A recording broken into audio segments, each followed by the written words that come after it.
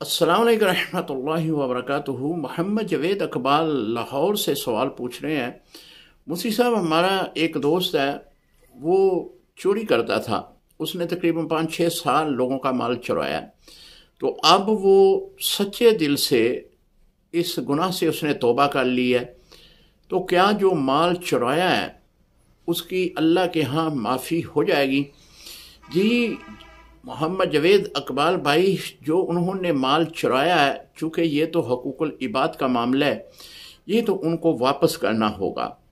यानी ये माल जो है उनको वापस करे, वो किसी सूरत में भी कर ले।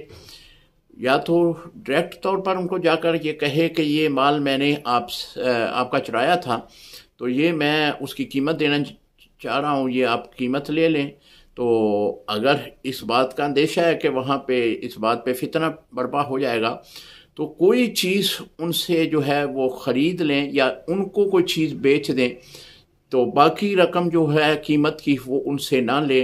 तो इस तरह भी एक तरीक़ेकार है कि आप उनकी रकम उनको वापस कर दें।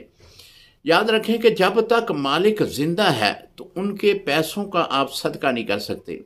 हाँ, वो मालिक जो लापता हो चुके हैं, जिनकी चोरी की है, पता नहीं है वो कहाँ पे चले गए हैं, तो उनको भी आपने तलाश करना है, हर मुमकिन तलाश करना है। अगर वो नहीं मिलते तो फिर उनके पैसों का सदका कर दें, जितने पैसे चुराए हैं या जितना माल चुराया है।